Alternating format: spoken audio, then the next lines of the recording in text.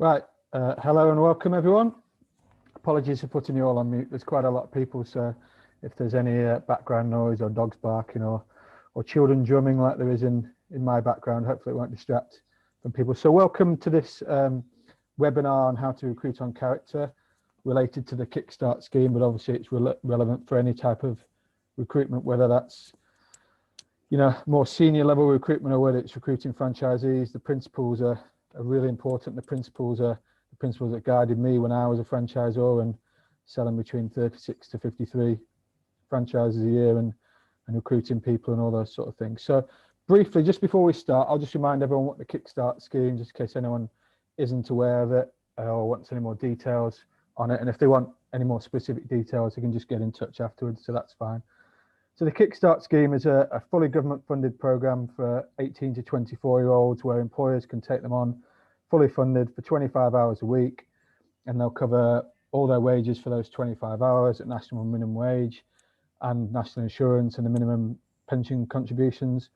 It's a great scheme because it gives you young, enthusiastic employees that bring in new ideas, new skills, renewed vigor, and perhaps some areas of expertise where old people like me aren't so great on, like social media and the latest innovations in those areas. It's also a great scheme to help a young person. It's if you've worked with good young people, it's really emotionally powerful to know that you've helped them kind of get a start in their career, and when you're still in touch with them 15, 20 years down the line and they're really good, effective members of society, then that's a nice thing to know that you kind of helped a little bit along that way. So these employees are subject to all the usual HR and health and safety requirements as they are with any employee. They get 6 months, as I said, to work with you, and there's a lot that can be done in that 6 months if they're working 25 hours a week or more. So the reason why I'm involved in the scheme is I was asked to be a gateway by someone who's involved with the scheme due to some previous experience I had with a previous guise of the scheme, which was called the Future Jobs Fund. So the business I used to run, we had an involvement with the Future Jobs Fund. We had about 400 people who came through that program, and it was a similar sort of funded program. We took about 200 of those people on.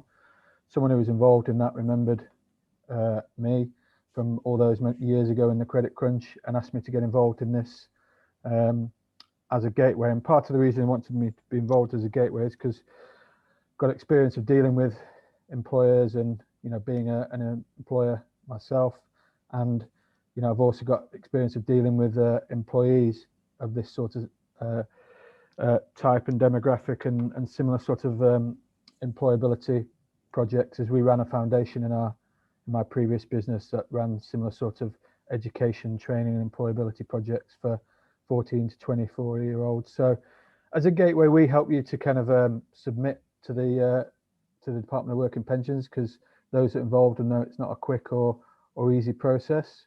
We do all the claims checks, all the compliance, provide all the support for the employers where possible, and then support for the employees once they're on board, and training and all the stuff the Department of Work and Pensions want us to do with these employees, but also stuff that the employer wants related to their role and making it a success.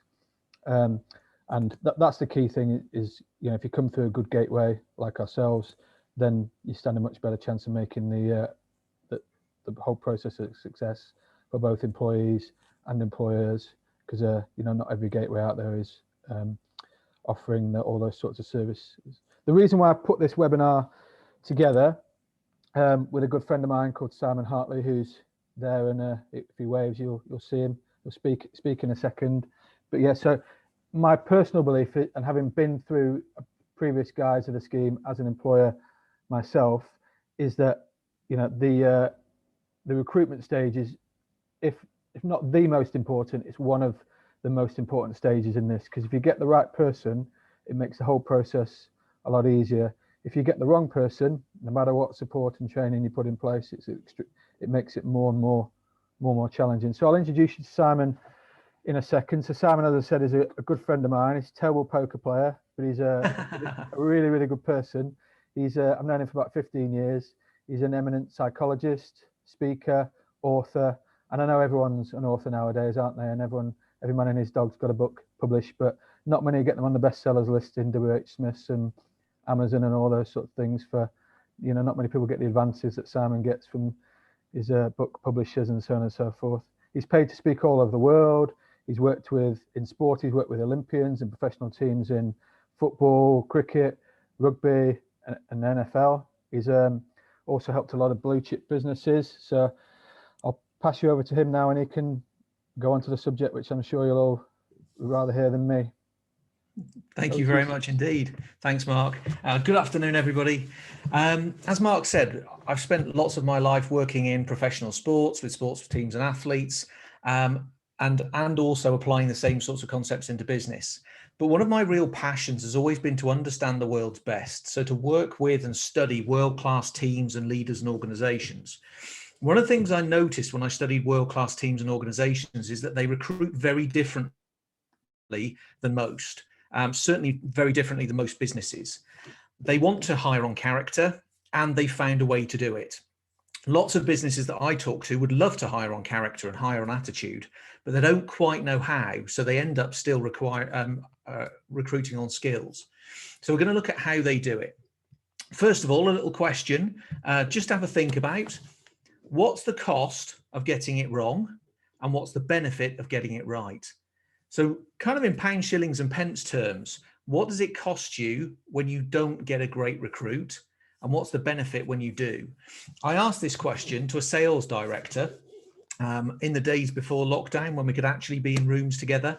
I was holding a session like this, and I asked the sales director, so in pounds, shillings and pence terms, what is the cost of getting it wrong? And he sort of thought about it for a while, and we were talking about sales executives, and he said, it's probably conservatively about £25,000 per person when we get it wrong. If you take the recruitment fee and the amount of wage that you pay them when they're there, probably for 6 months or so, the training that you invest into them. So without actually taking the time or anything else into account, it's probably about 25 grand. I said, okay, cool. What's the upside when you get it right? And he thought about it again, and he said, for a really good person, it's probably about £125,000 a year that they give us when we get really, really great recruits. So the gap then is about 150k per person. He said, yeah, probably about that, yeah. So that's the value of getting recruitment right, when you can kind of understand the difference that it makes. And it's beyond the pounds, shillings and pence. It's largely about how much time you invest into these people as well. So there's a huge upside usually when you do, and there's a cost when you don't. And what it illuminates is that it's worth spending time thinking and effort getting this right, and actually recruiting the kinds of people that you want, not just the skill sets, but the kind of people that you want. So here's another question, just to have a think about. How do you identify talent and potential at the moment? You know, most people set out to hire great people.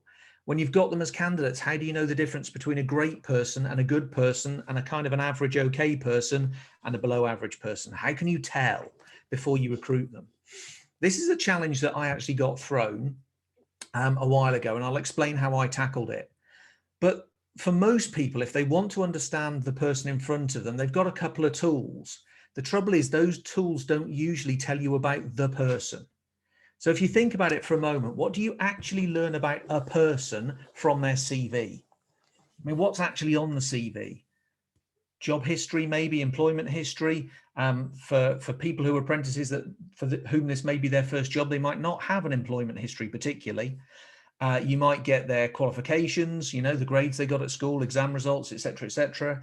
They might list things like their interests on there, but they might not always be true.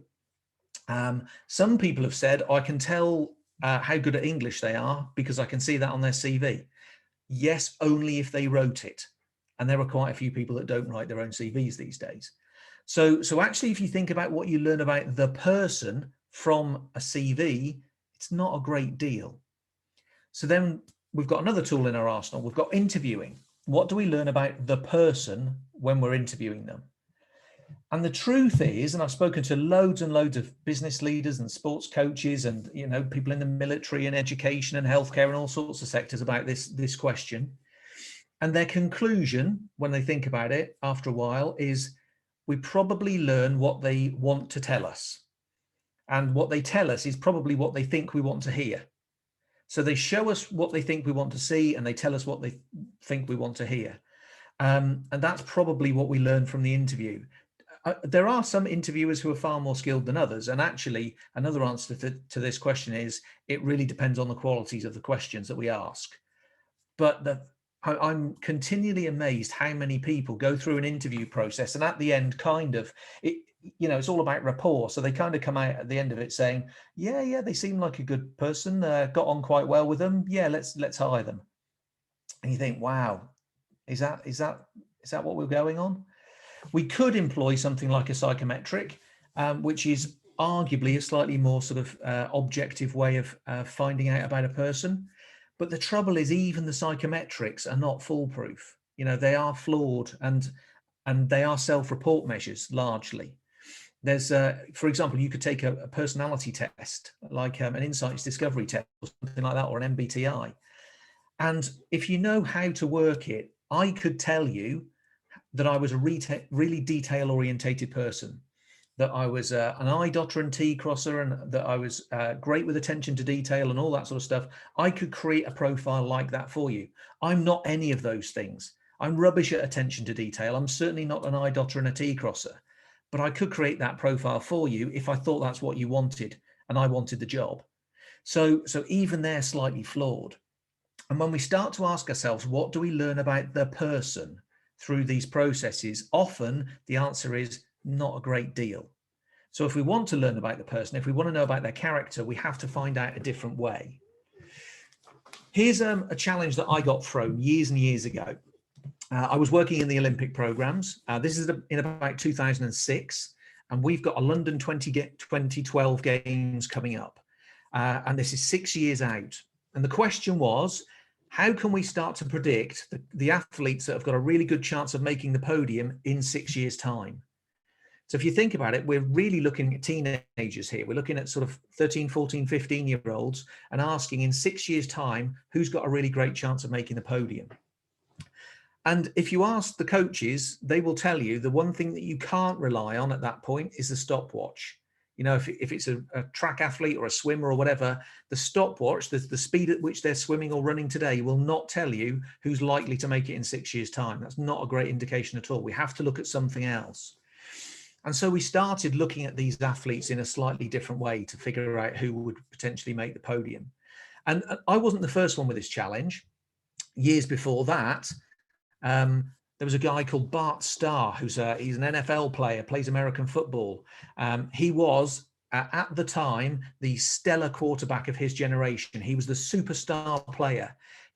He was in a Green Bay Packers team that won the first couple of Super Bowls, played under this legendary coach called Vince Lombardi.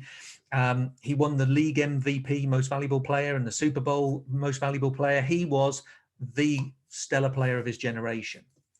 Interestingly, though, if you rewind back a couple of years, so that's a picture of Bart Starr. This is also a picture of Bart Starr. A few years beforehand, he was the third best quarterback in his college team.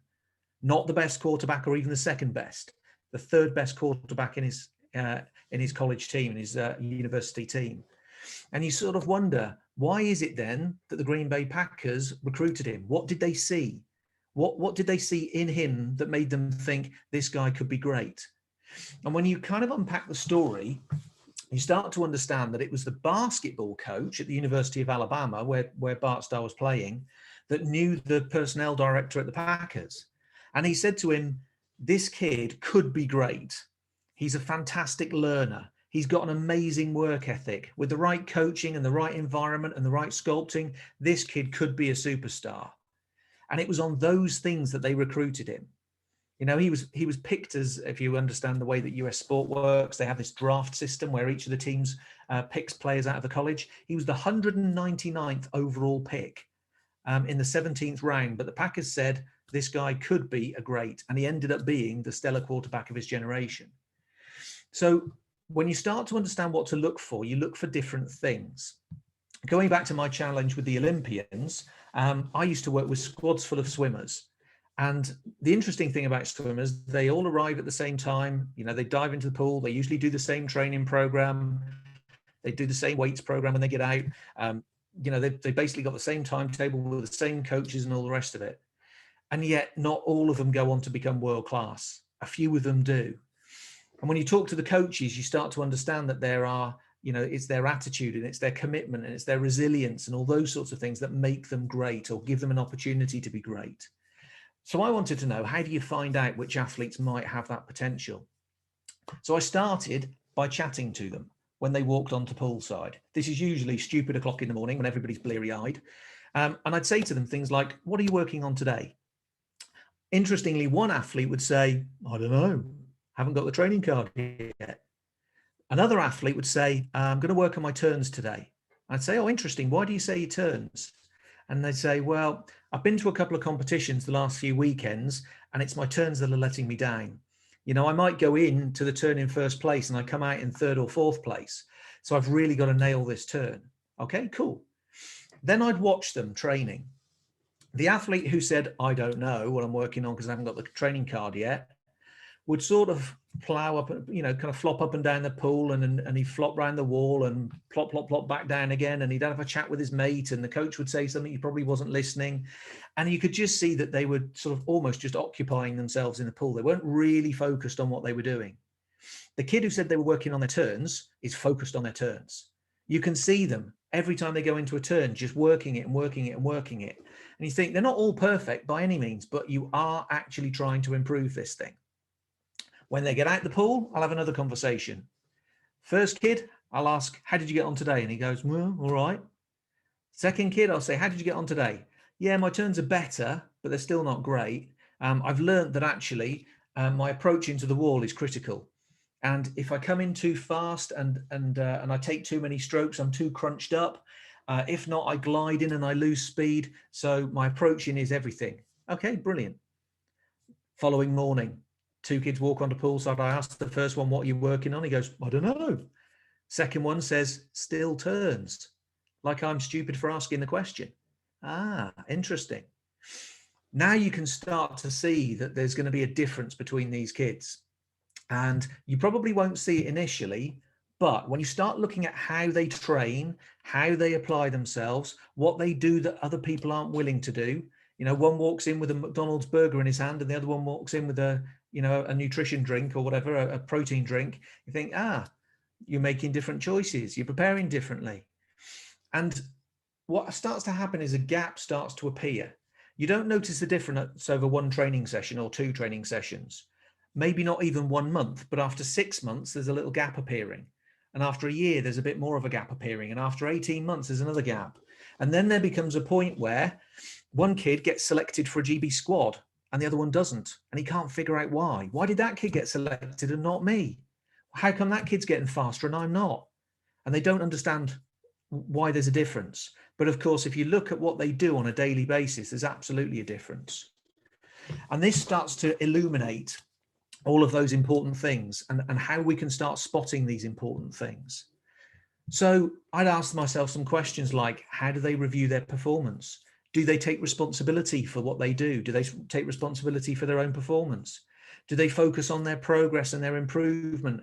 Do they look at their own performance and understand how they can improve it?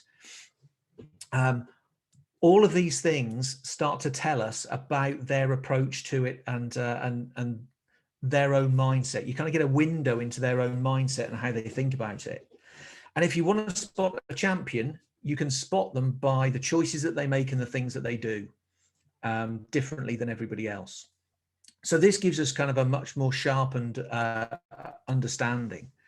I listened to one coach talking to a swimmer one day, and I was just standing on the edge of the conversation, kind of earwigging as I have a habit of doing. And the coach said to the swimmer, what happened today? Wasn't a great performance. What went wrong? And the swimmer's answer was, the pool was cold. And the coach said, what, just in your lane?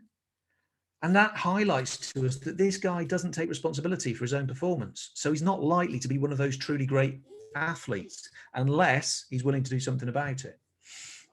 So I'm going to stop the share for a minute. and open up, just have a discussion. What are your thoughts so far? At the moment, how do you think this relates to you and your recruitment, and how you can start to identify the people that might have the kinds of qualities that you need and maybe the ones that don't? Any thoughts on how this all relates to you?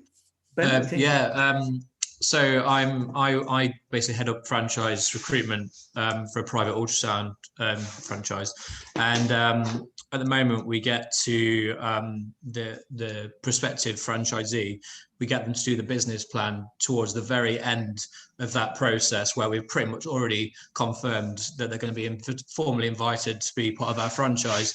And I think in terms of your point about responsibility and taking responsibility and all that kind of stuff, I think getting them to do that earlier in the process might be a good task for them to take on. And because when I get the business plans back, there's usually a massive difference in how they look, but by that point it's too far in the process for us to really turn around and say, no, you're not the right fit for us. So I think that's something I immediately could look at changing, bringing that business plan forward in the process.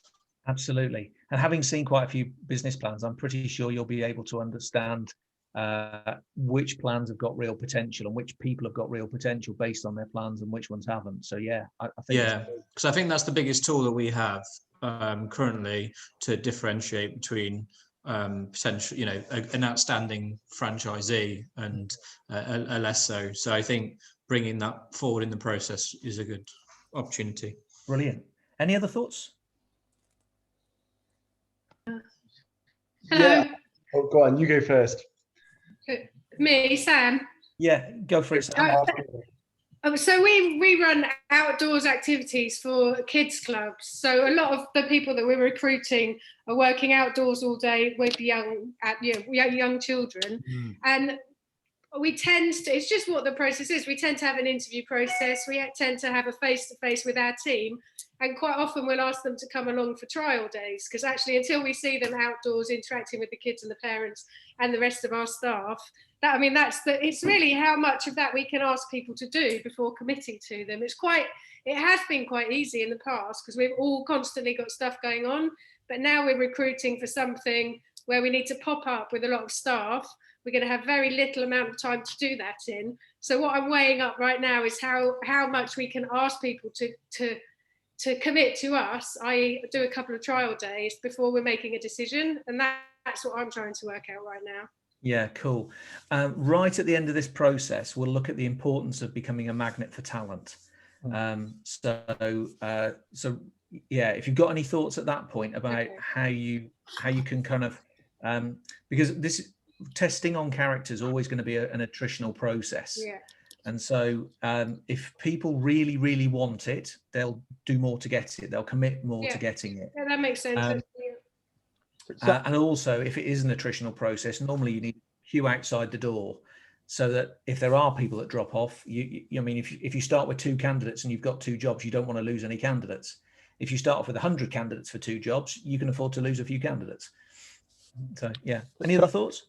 To answer that, I think that. Sorry, Sam. Just to answer that specific question for the other Sam.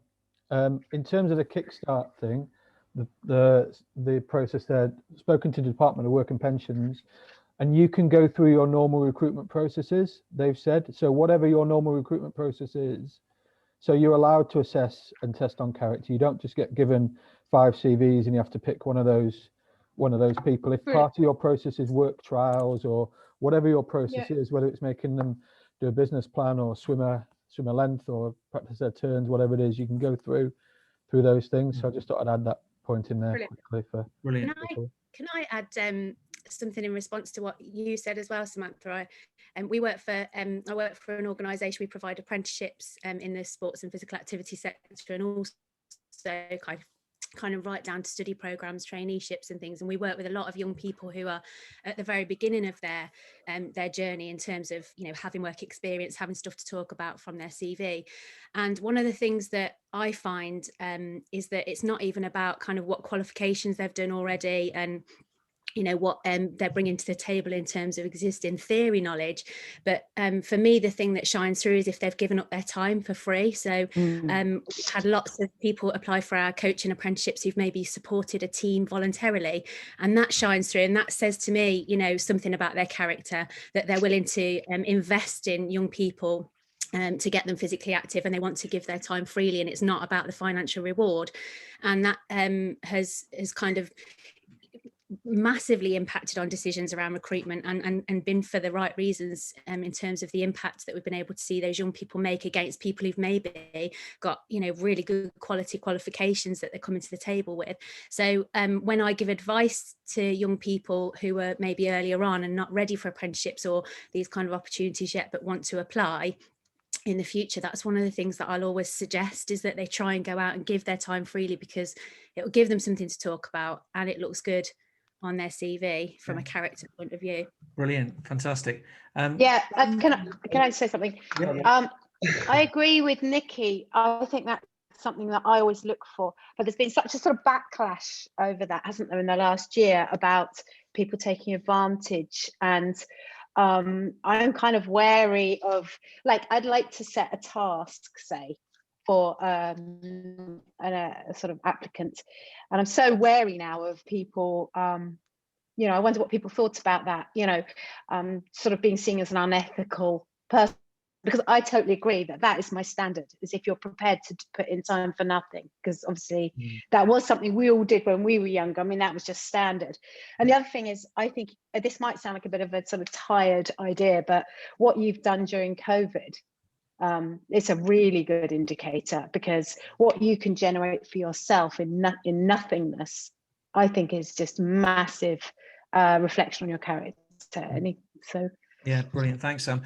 We'll flick down to Andrew, because I think I saw Andrew muting a couple of times. Yeah, brilliant. Yeah, I really loved your example. I think that's fantastic to transfer sport into work. It's got so many cross sections and similarities.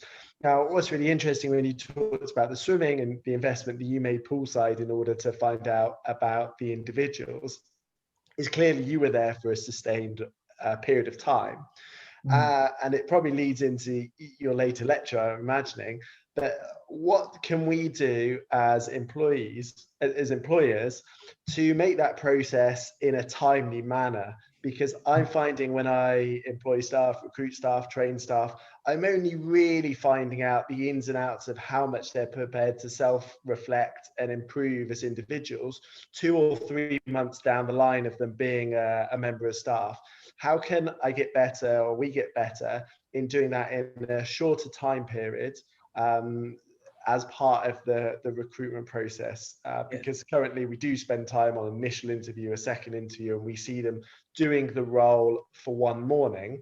But what would be your advice there? It would be really good to hear, please. Cool, brilliant. Well, what I'll do is I'll kind of share the principles that sit behind this, because the truth is, with the Olympic programs, my job was really to establish the methodology so that everybody else could go and use it. So it wasn't reliant on me doing it all the time, because we had lots of Olympians and lots of Olympic programs, more than one person could do.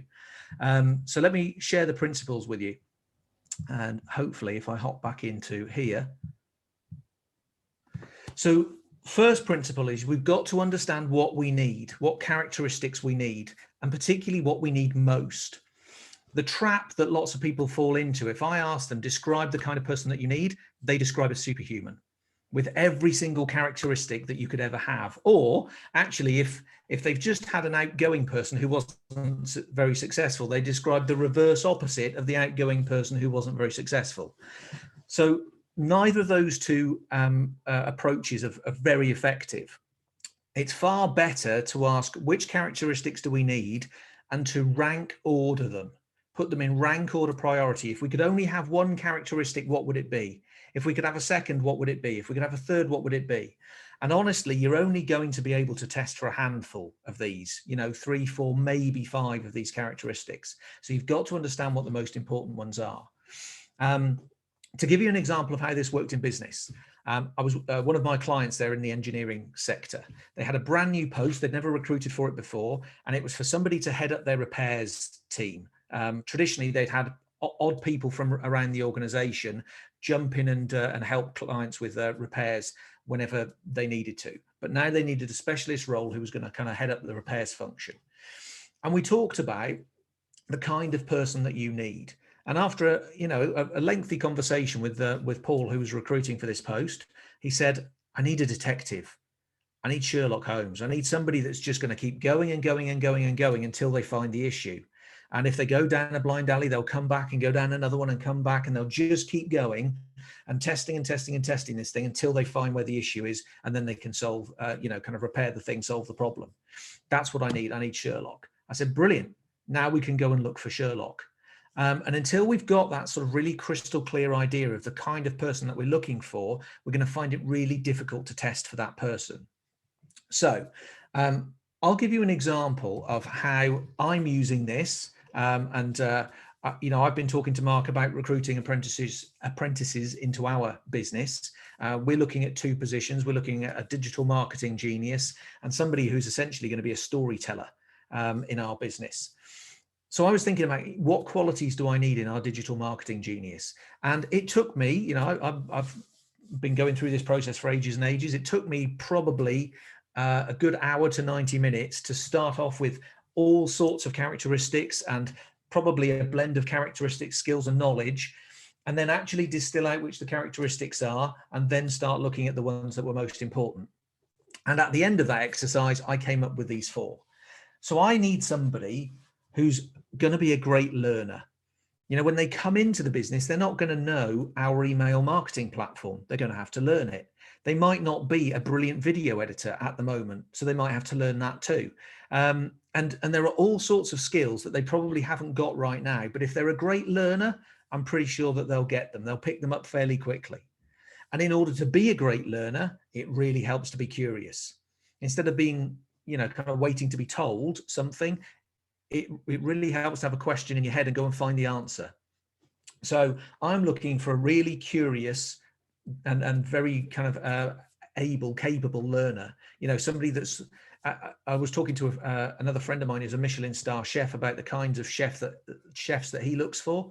And when he's looking for a commie chef or, a very, very junior chef, he says, I want a sponge. Essentially, that's what I'm saying. I want somebody who's just going to kind of absorb whatever they're given because they're curious and they want to learn more and more and more and develop. So that's one. Second characteristic, I need somebody that's enterprising and entrepreneurial. I need a self-starter.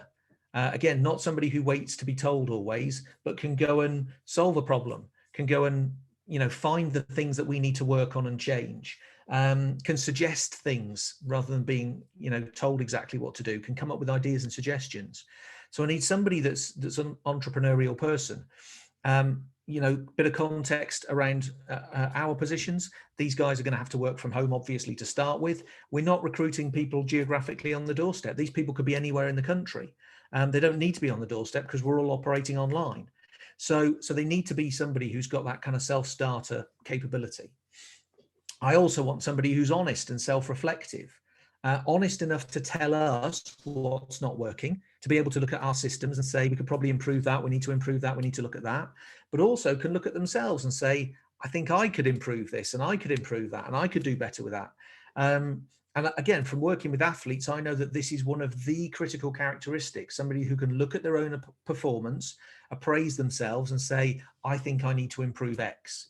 And, with some athletes, we see 13, 14, 15-year-olds being able to do that and appraising their own performance. The lad who walked into the pool and said, I need to work on turns.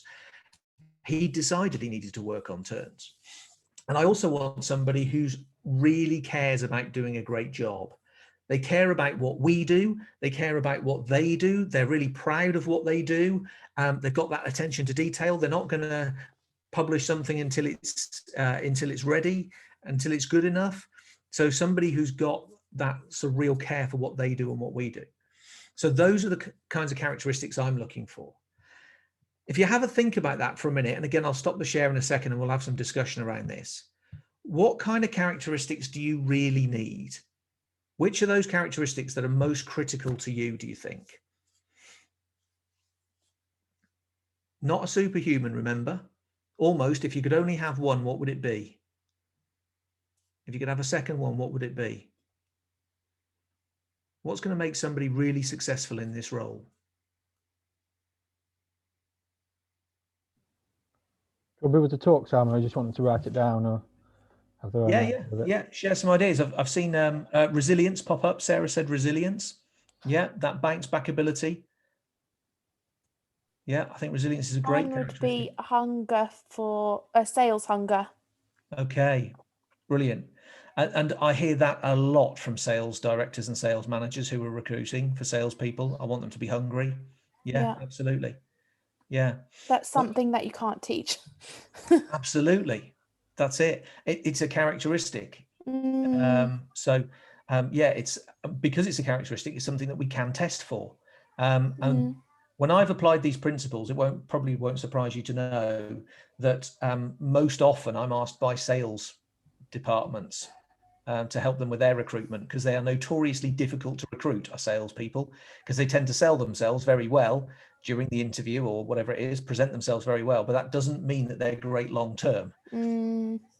So testing things like that in the recruitment process, I think is critical. Yeah. Someone who cares, I saw flash up. Curious. Yeah. Any other thoughts? Simon, I don't know what you think of this, but from obviously years ago, since you've been talking to me about this sort of stuff, consciously or unconsciously, kind of informally, more than formally, what we used to do with our franchisees, and what I've encouraged loads of other clients to do with their franchisees, we used to do an above the line and below the line exercise. And we thought, what are the traits of people franchisees above the line that have done really well? Because we could then track how well they'd done. And then what were the traits of franchisees below the line that hadn't done very well and hadn't lasted the full term or whatever. And we almost found they were almost the opposite kind of traits, because we put like self-determinant, and then the other underneath, they were the opposite of self-determinant. They blamed everyone.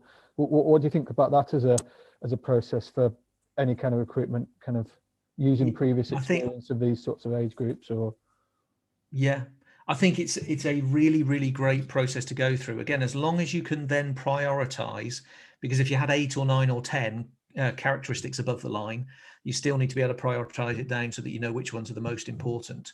But it's a brilliant exercise to go through. And sometimes in my experience, it's quite surprising, because one of the first conversations I had with the sales team around this, I said, what are those qualities that make your people successful? And we did the same sort of exercise. Look around the team, historically, who have been the most successful? What kind of qualities have they got? And they said, organized. We haven't thought about that. We've always been going for rapport. And actually, in personality terms, sometimes your organized people are not the people who create rapport most quickly. But actually, those organized people who would just follow up, and they had a process and they would stick to the process, those people actually were probably historically the most successful.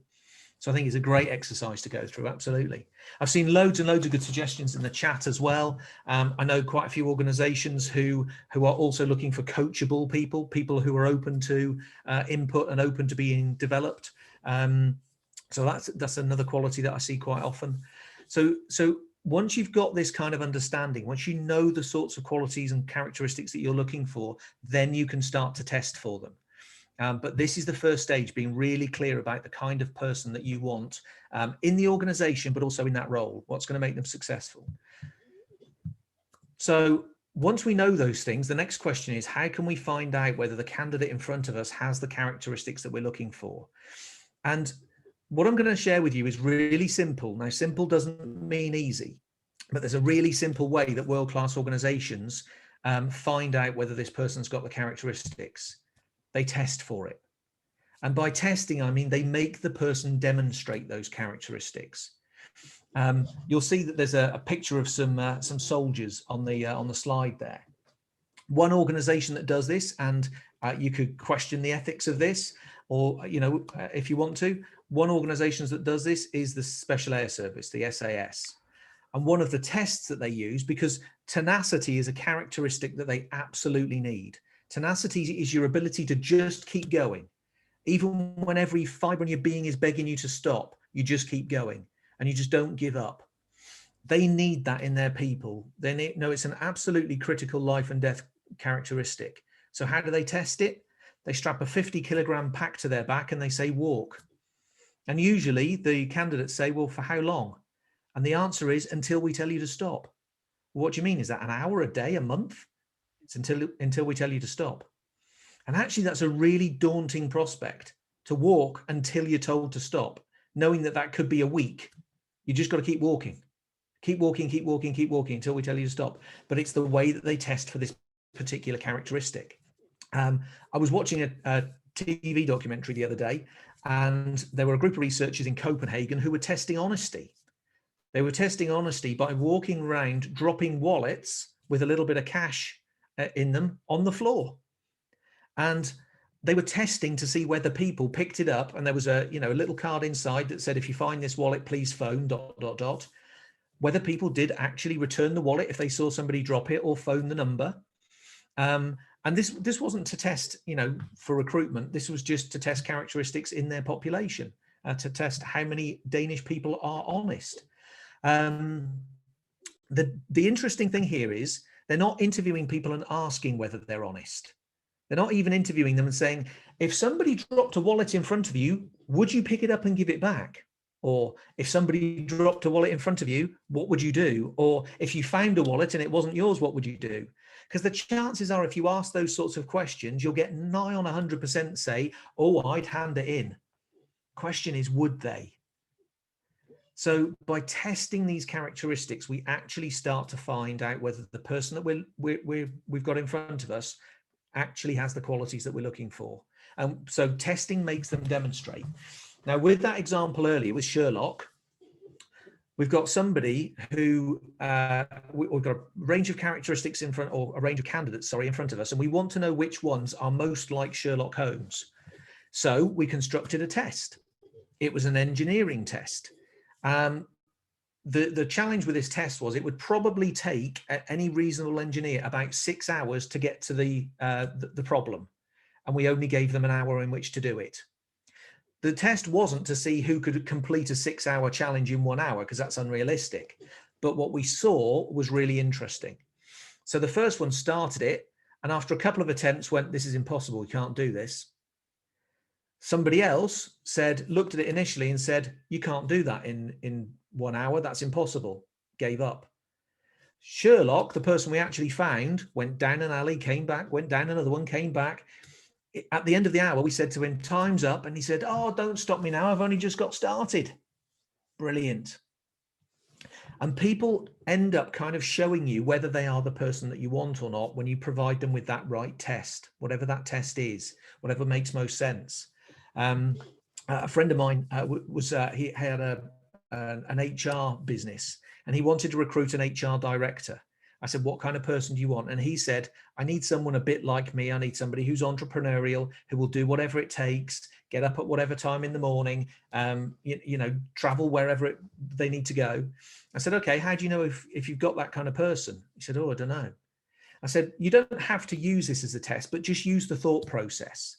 So what would happen if you said to them, the interview is 7 o'clock in the morning on Sunday in the middle of the Scottish Cairngorms. So this guy had a business that was based in Newcastle. So the interview's in the middle of the Scottish Cairngorms, 7 o'clock on a Sunday morning.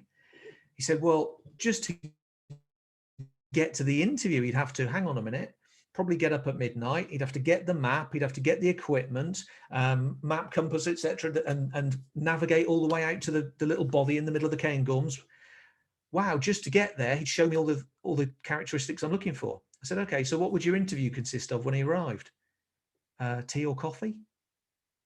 So it's when we start understanding this stuff that we can construct the kind of test that allows us to know whether the person's got the characteristics that we want. So in our digital marketing genius, these are some of the things that we've built into our recruitment process. Now, be aware, the recruitment process doesn't start once we've got their CV. Actually, what we're doing is stretching out the recruitment process so that it starts probably at the point of receiving the advertisement or seeing the advertisement.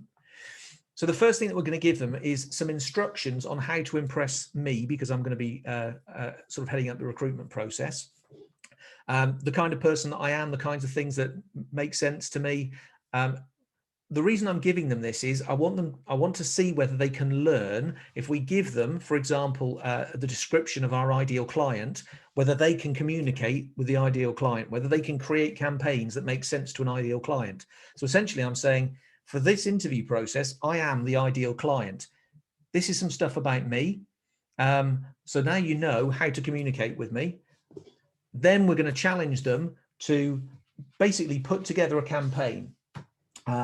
And we're not going to tell them how.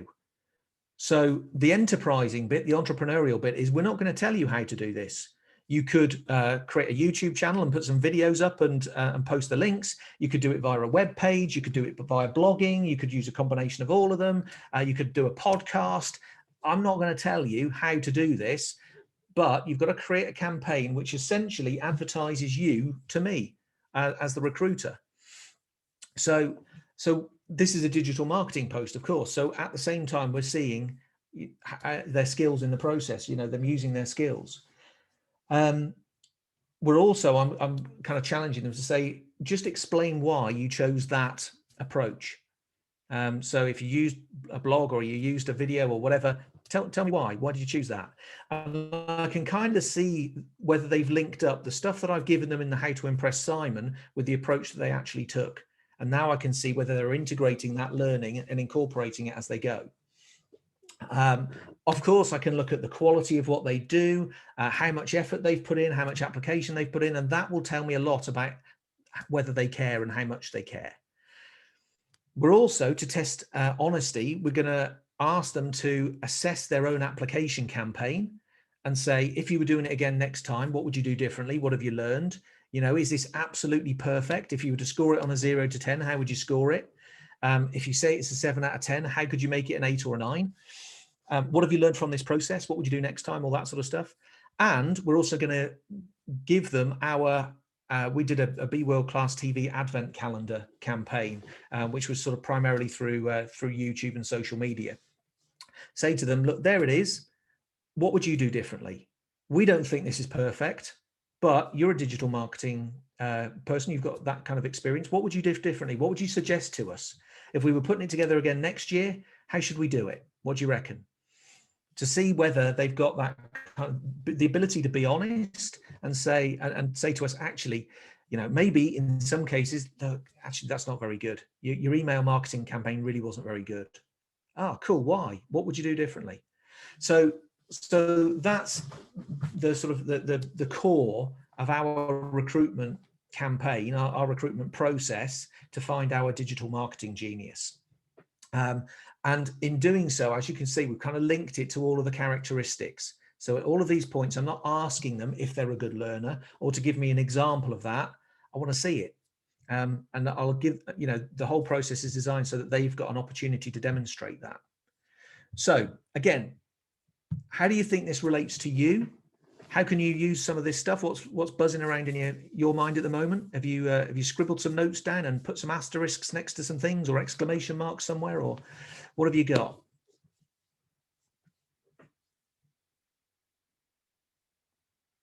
Any thoughts on this? I think, sorry, it's Aisha here. I think for me, I've been making notes whilst you're talking. What's for me been really interesting is that I've run quite a few apprenticeships and we've invested quite a lot in people. And we run gymnastics clubs and I've felt quite let down by the end product, which I would have to take responsibility for if we are mentoring them.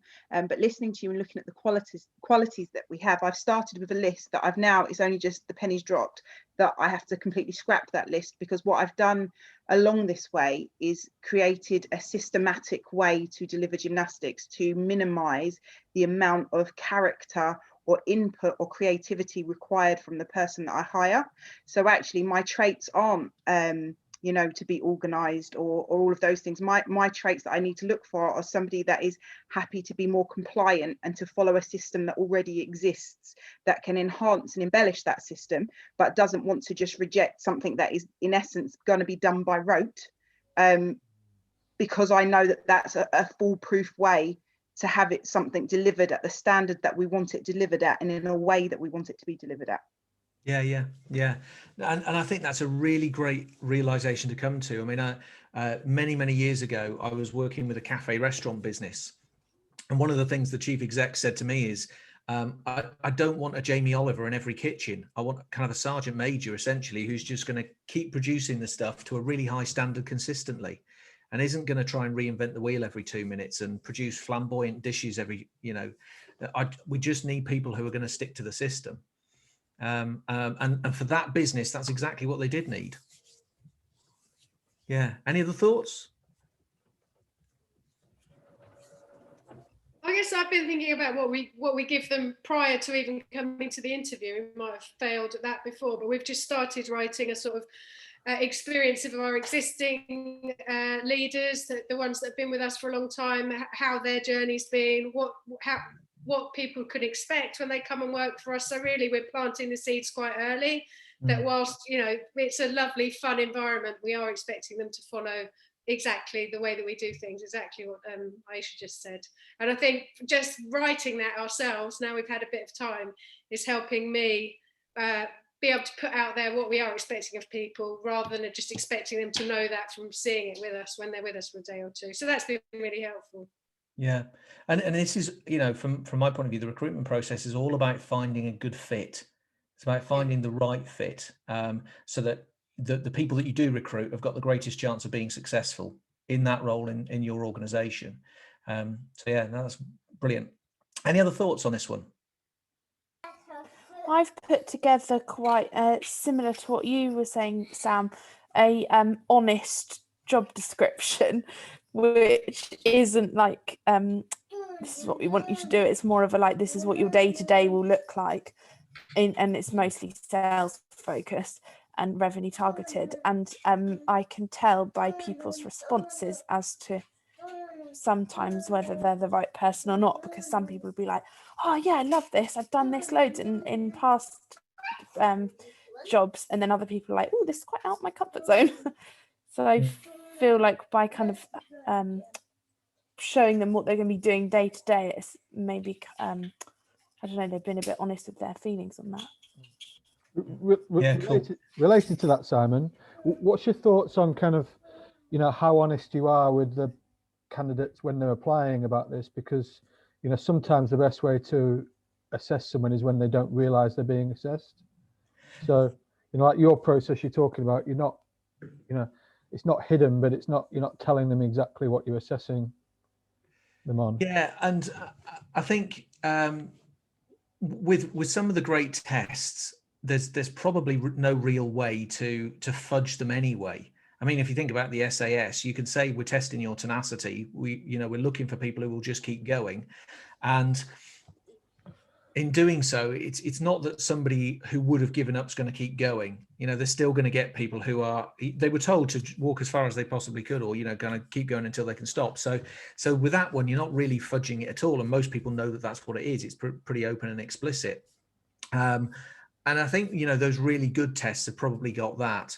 The ones that such as the honesty test that the guys in Copenhagen are using, if you tell people we are testing your honesty, then what they'll probably do is pick up the wallet. They wouldn't normally, but if they think they're being tested now, they pick up the wallet. So it's kind of akin to telling you they would, if you know what I mean. One of the ways, if you ever want to kind of assess courage, you've got to find the thing that scares somebody and see whether they go towards the thing that they're scared of. For example, if they're scared of spiders, a really great way to test courage is to say, fancy holding a spider, and see what they do. A courageous person, you can tell that they're scared, but they approach the fear.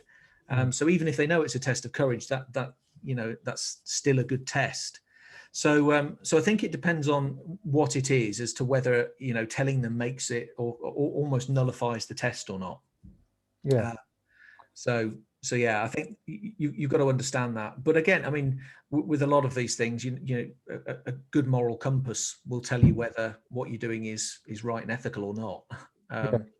Yeah. Like you said, I know I don't know if you'll cover this further when you carry on, but from the principles that you taught me, one of the things we did with a client, they were hiring someone, and actually, they were just sitting in reception for half an hour waiting for the meeting. But actually, it was a receptionist that was asking them most of the questions. They didn't realise that the receptionist was actually the person interviewing them. Yeah, and so yeah, just to give everyone else a little context around that. So this particular company, what they really wanted was people who were empathetic and would listen and cared about others, because it was critical in the organisation. It was critical to this role. And so when they sat in reception, the receptionist would tell them about something like, my son fell off his motorbike and he's broken his leg and all that sort of stuff. And when they came into the interview, one of the questions at the end was, did you meet our receptionist? What was her name? Oh, I don't know. I wasn't listening. What did she tell you when you were in reception? Oh, I don't know. And obviously that person isn't really empathizing. They're not really listening. They're not really caring about the other person. So it was a good test from that point of view to find out whether this is somebody who does listen and who does engage and really genuinely cares. Yeah. I can see Sarah with a hand up.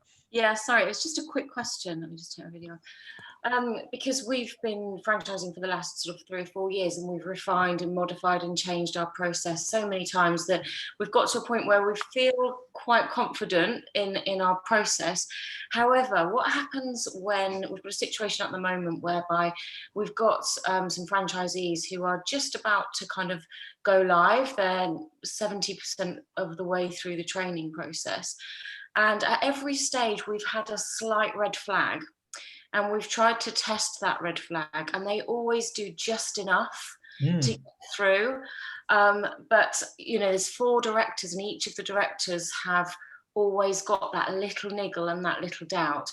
Now, we're not in a position at the moment whereby we've got franchisees fighting over themselves to come on board with us. I wish we had. The environment we're in, we want to get this territory up and live, and there's nothing concrete that I can put my finger on and say they haven't got that characteristic or they're not doing this right. Yeah. At every stage, they need cajoling or a little bit of persuasion. They're far from ideal, but they're not terrible. Okay. So I just have to say that's very common. So yeah, one of the questions is, are you happy to have people who will just do enough?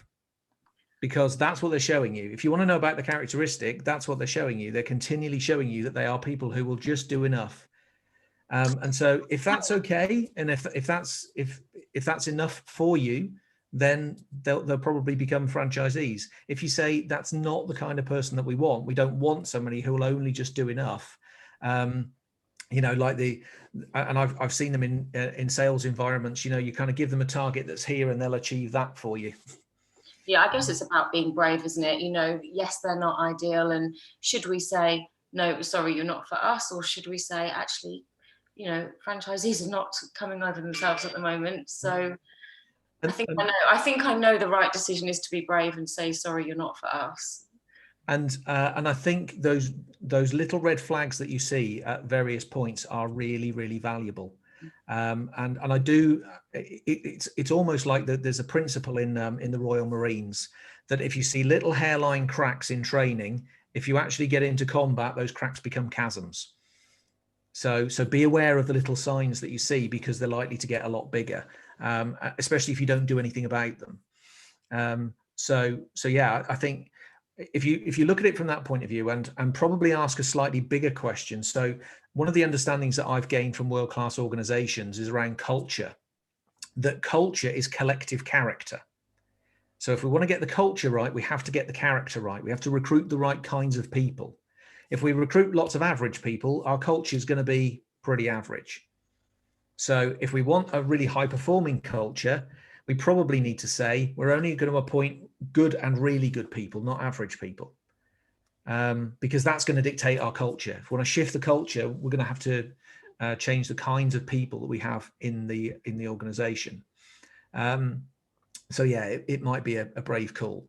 I always tend to think these things work via evolution more than revolution, but you can absolutely speed up the process because you become more deliberate and more intentional about what you're doing and how you're doing it. And sometimes you're right, that means making a few brave calls. And I do know when particularly people are trying to build high performance organizations, one of the most difficult things to do is say no to people who aren't quite right. They probably could survive, they'd be okay, but we don't want okay and we don't want survive. We want high performance. and therefore average people aren't going to cut it in that kind of environment. Sorry, Simon, I think that's a really interesting point. Obviously, in an ideal world, you'd have 100% of the team, the organisation, being those high caliber staff members or team players. Is there a percentage where you can allow less good quality staff in and still maintain that overall high level? You know, can you carry 10%? Can you carry 20%? In your experience, what sort of percentage can we carry and still be high class, if that makes sense? Well, the answer to that question, honestly, is how far do you want the handbrake tugged on? Because the more you carry, the more you've got your handbrake tugged on. Okay. So I again, thinking of this in terms of evolution, I'm a great believer in kind of evolving the culture and always challenging people to be better. And what I tend to find is that even some people who are down the bottom end, when you actually challenge them to be better consistently, and you've got the right environment and the right culture around them, they actually do respond. So I'm really keen on giving people the opportunity to, but then if they don't respond and they don't keep up with everybody else, then actually kind of they make life untenable for themselves because they become too different from everyone else around them. You know, when you get the culture drifting in the right direction, if there are people who are going to stay put, you know, the gap between them and everybody else just becomes too great. And they end up usually leaving of their own accord. Sometimes they get thrown out, but usually they end up leaving of their own accord. And that's because you've got the culture drifting in the direction that you want it to. But yeah, I mean, the more you've got in there, the more like it's having an anchor or a handbrake on. So yeah, it helps to mobilize those people and get them pulling in the right direction rather than holding you back. Okay, thanks. Yeah, that's really useful. That's nice. Hi, sorry, it's Charlotte speaking here. Apologise. I've got a quick question. A lot of, obviously, when it comes to elite sport, you know, there are pathways, there's a real longevity to that process. And I think everybody here, whether you're recruiting staff or practitioners or franchisees, actually kind of shoehorning that luxury of the longevity that you'd have in elite sport. Have you got kind of some real tangible kind of tips for, I guess, shoehorning that into a much shorter time period?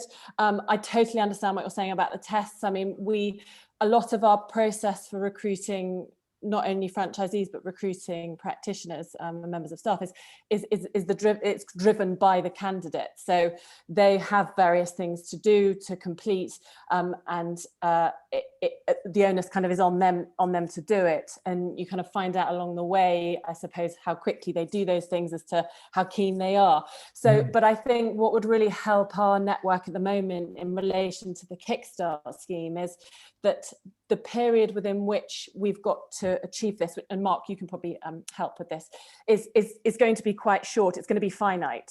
So I guess those tips to kind of consolidate all of that amazing stuff that you get to do in elite sport, which, you know, all these pathways that athletes follow, and that you have those opportunities to see those qualities, how you can shoehorn that into, I suppose, a shorter period. Yeah, so all I would say is that most organizations don't take the opportunity to elongate their recruitment process.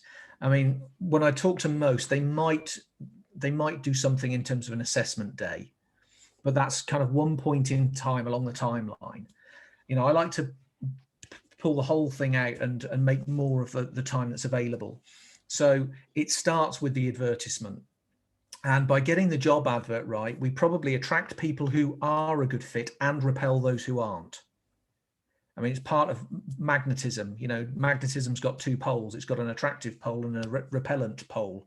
And, you know, I've seen some really, I don't know if you guys have ever seen Shackleton's advert that he used to recruit people to go to the South Pole on the first expedition.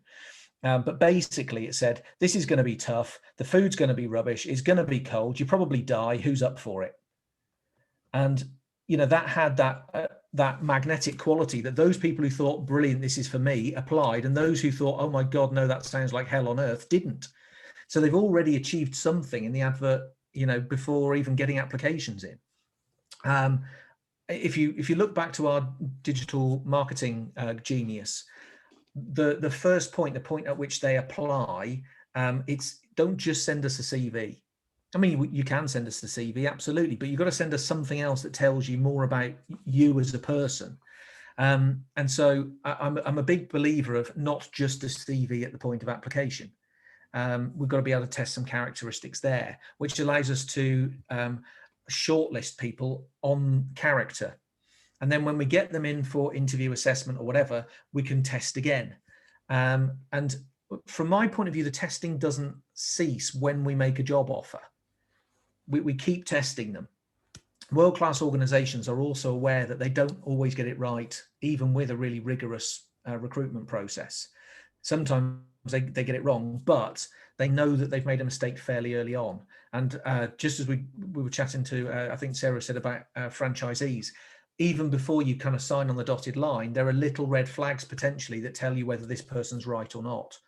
And if we use those properly, we might say, actually, put a stop on here. This isn't going to be right. Let's go again.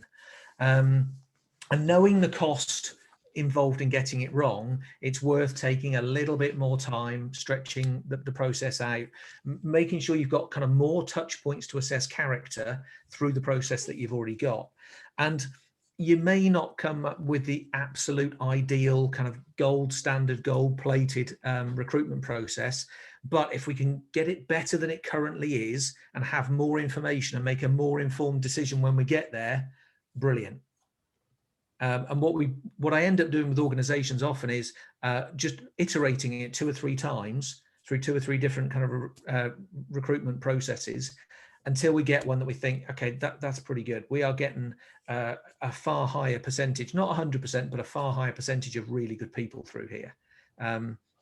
So yeah, it's not trying to replicate what elite sport does, because you haven't got the same dynamics going on, but certainly using those principles to improve what you have got. I think that's the aim. Yeah. And it's all to do with being really confident when you get there that actually this person is the kind of person that we're looking for, and having a really well-informed view of that. Yeah, go on, Mark. Yeah, I was just saying, Charlotte, from your old world, auditioning for things, it's often more than one audition or so on and so forth. So having put all these principles into practice, it's more than just the audition or the interview. It's the whole process. The more you can elongate the process, the more people you can involve in the process who assess things. That was the point of the receptionist assessing people, because people think they don't need to impress the receptionist, they just need to impress the directors. We used to get people observed before they walked into the building. How did they act outside? Did they, were they smoking a fag and then just stubbed the fag out and just left it there? My business partner used to deliberately put some rubbish on the stairs. So he wondered. That's interesting. Yeah. He looked and said, did they pick the rubbish up from the stairs? Because that was an important thing for him, that they were kind of neat and tidy and those sort of things. So we used to talk about the customer journey from the start, when they we had a office in Central Leeds. How did they act out on the street? They had a day in between. They came to us for the interview and all the sales stuff. Then a day later, they came and saw all the sessions and everything. So we used to put them with each other, and they'd all go out and have a drink and a meal and stuff like that. So we'd then send one of our staff on that. How did they act with that? They're often more honest with the member of staff than they are with you, especially after a few drinks. Did they, were they steaming the next day, which kind of said they're not the right person. If they had a couple of drinks, obviously that's fine.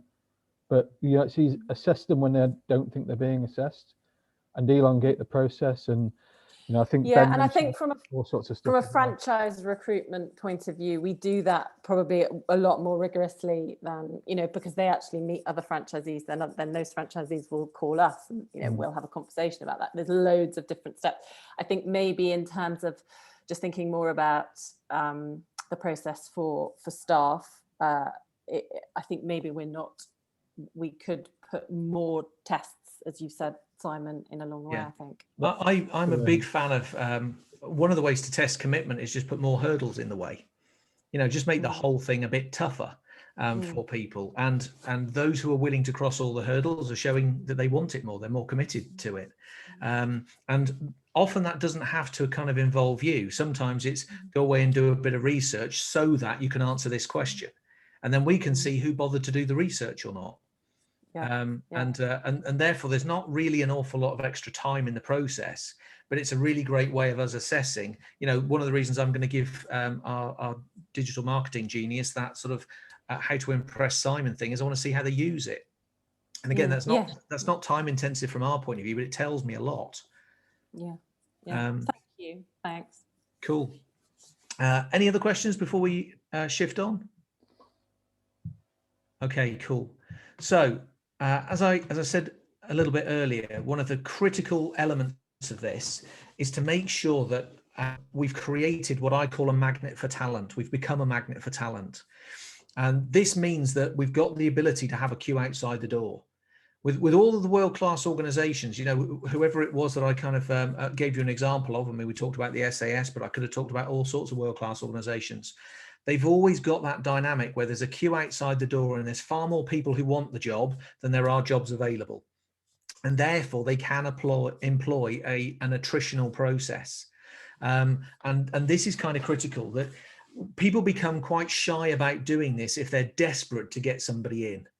Because what they don't want to do is put too many hurdles in front. They don't want the person to give up because there's a job there and they're desperate for somebody to fill it. You know, that's not a great dynamic. It's a far better dynamic when you've got 100 people and 2 jobs and you're saying, right, we're going to choose the best 2.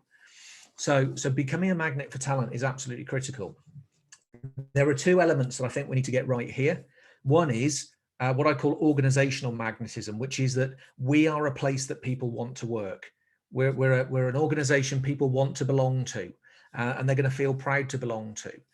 So there's that kind of organizational bit. And then there's the role magnetism. Why would somebody be interested in this job? What is it about this job? And again, when you look at the way that different businesses have approached this, one of my clients in the engineering sector, they are a fairly small business. They're based out in Stokesley, which is, you know, kind of a little market town in North Yorkshire. They have engineers. They want to recruit the best possible engineers. The problem is, and the old MD before he moved on said to me, why would a great engineer want to come to Stokesley and work for us? And I said, there's the question, why would they? And he said, well, you know, the North Yorkshire moors are beautiful and you can go cycling and whatever. I said, great. How many engineers love cycling and walking in the North Yorkshire moors? Not many of them. Right. So what is it that's going to attract them here? Now, when we took these 2 things apart, organizational and role magnetism, this is a business who don't just make anything. They make things that save people's lives. You know, lots of engineering companies make boxes with electrical, you know, kind of sensors and wires and stuff in. This business makes boxes with electrical sensors and wires in it, but these boxes save people's lives. So there's one element. If you've got engineers that care about making something that's important, that has a purpose in the world, we do that stuff. You know, if you want to make electrical boxes that entertain people, there are other companies that do that, but ours save people's lives. So if you want to do something really important, really purposeful, you can come and do that with us. Also, we take on the challenges that nobody else takes on. We, you know, when nobody else can find an engineering solution to that, we take on that challenge. And so I said to him, you know, how many engineers are the kinds of people, especially the ones that you want to employ, the kinds of people that want a tough challenge?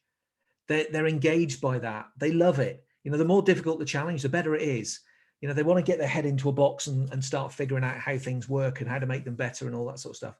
He said, yeah, okay, we take on the tough challenges. So he started putting those 2 things together in their recruitment message. And I think it was their first round of recruitment. It's for a software engineer.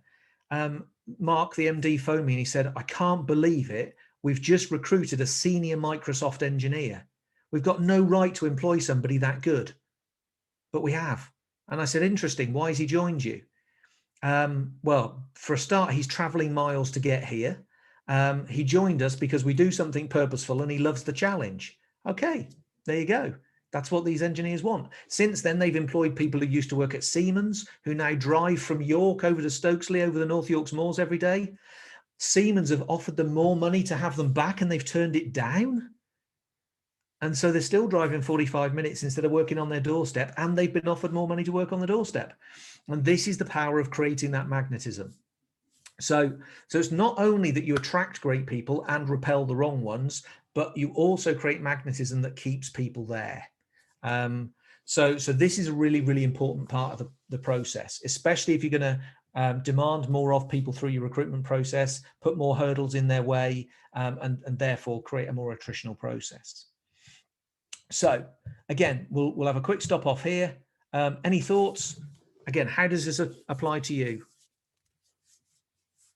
What can you pick up and use out of all of that?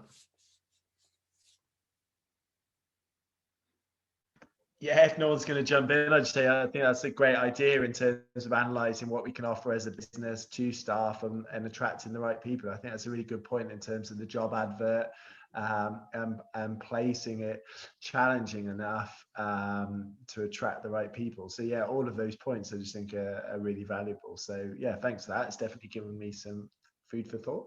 Cool. And they're really simple questions. You know, why would a really great person want to do this and do it with us?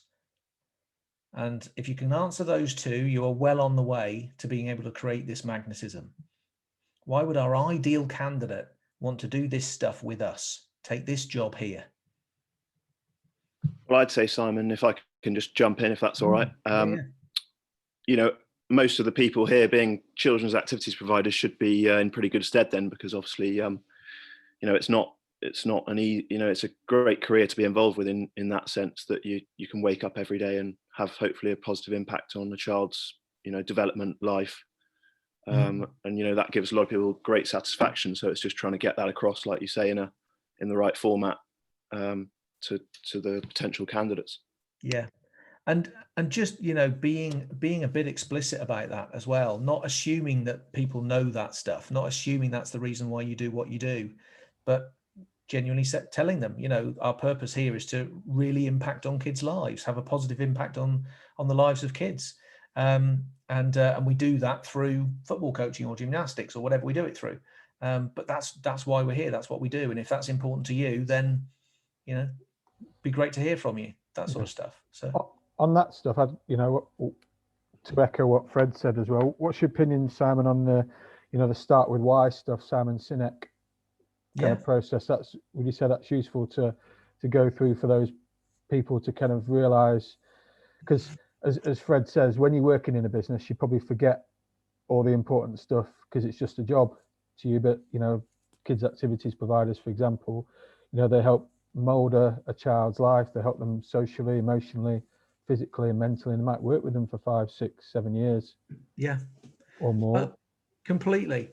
And it absolutely sets you apart. I mean, if particularly the younger generations that are coming through, they want to work for somebody that they can feel proud about belonging to. That's a really important part now. I think largely gone are the days where somebody just turns up to work just to get paid. And the better people, particularly, they could go and get a job anywhere. You know, really good people can pick and choose. So your really good people are likely to be really motivated by a great place to work and a great job, usually the one that's going to be challenging, going to get the best out of them, stimulating, all that sort of stuff. It's those people who are probably at the bottom end of the curve who are quite happy just being anywhere, just picking up a wage, but they're not the kind of people that we want to recruit. So yeah, it's becoming ever more important, I think, in the world, especially in, you know, in a world where the concept of a job for life or a career for life are basically redundant concepts now. Any other thoughts on this one? How does this apply to you particularly, do you think? Hi. Hi, Sam. Sam. I think that's such a good point, actually. That's probably my standout point so far, because sometimes I've really shied away from putting the challenges up front, you know, or I've been afraid to turn people away, but you're absolutely right. Those people are the people you don't want, you know, so focusing on, well, it's a balance, isn't it, between focusing on the challenges and the rewards, you know. Yeah, absolutely. So when I work with businesses on this, I usually talk about a pretty simple concept to them. The concept of melding two adverts that you may have seen on the TV. One is the Marks and Spencer's advert. Do you remember the Marks and Spencer's chocolate pudding advert with the gooey chocolate center? This isn't just any old chocolate pudding. This is a Marks' chocolate pudding. And it's that one where they kind of cut into it and the chocolate went everywhere, you know, that kind of advert. And it's not just a chicken, it's an oakum, whatever it was, smoked something or other chicken. So that bit, which is the bit that excites people and says, oh, this is not any old business. This is a really, really exceptional business, with the Royal Marines advert that says 99% need not apply. And if you combine those two, and essentially you're saying this is a really, really great place to work. We've got a fantastic purpose. This is a great place to belong. This is the kind of career that you want to aspire to. By the way, not everybody's going to make the grade. Only the best are going to make this. And I chatted to a friend of mine who was actually in the armed forces, and he was part of the recruitment arm of one of the armed forces, armed services. And he went to a careers fair, and he said, bizarrely, there were the Army, the Navy, the Air Force, and the Marines who were all there. And the Army, Navy, and Air Force were all saying to people, come to us, you don't want to go to any of the others, be a sailor or be an airman or be a soldier or whatever, you don't want to go to any of the others. The guy on the Royal Marines desk said, there's no point in coming here because you're probably not good enough. Guess who had the queue? And it's not just reverse psychology. They're saying we only want the best. So only if you think you are the best, stand in this queue, stand in this line. So yeah, they've kind of melded those two things together. And again, depending on who your ideal candidates are, you flex that message slightly differently. But I think as a combination, it's a really, really powerful message. So just to clarify on that point, Simon, related to the Kickstarter scheme, there's some misconceptions that you just get placed someone by the job centre. They send you how many CVs and you've got to pick from those people. You can advertise as well, and I would positively encourage people to advertise as well, because then you're going to pick up those proactive people who are looking for stuff. Then you've got it on your social media or get tagged in for, so widen your net, I would say. And for those looking to recruit franchises as well, so many of the franchise adverts you see, they're just sales material. That doesn't attract the right sort of person. That just, you're trying to sell to them, whereas it's recruitment, you're trying to get the right person, aren't you? Yeah, completely. Yeah, and going back to conversation that Sarah instigated earlier, I am also a big fan, and I talk to lots of organizations about allowing yourself to have time enough to have a second and maybe third round of recruitment if you need to, because if you don't get the right people first time round, it's far better to say they're not the right people, let's go again, than, oh, well, we'd have to take the best of a bad bunch. Because what then happens from that point onwards if you take somebody who's not quite right. Yeah. And although it seems like a lot of effort and it seems like you're behind your time frames or whatever to go again, you're probably far better served going again than you are taking somebody who's not quite right. Yeah, and the Kickstarter scheme is fine with that. It's it's like your normal recruitment. You go through the process and elongated and all the thing that Simon's. You're not committed to the program until you actually take the person on. They don't give you someone and say, look, this is the person you've got to deal with for the next 6 months. You've got go through your recruitment processes, improve your recruitment process. The whole point of getting an expert like Simon to speak to you, so that you get a much better chance of making a success for both parties. Can I ask a question? Yeah, of course. What would your advice be in terms of the order of it?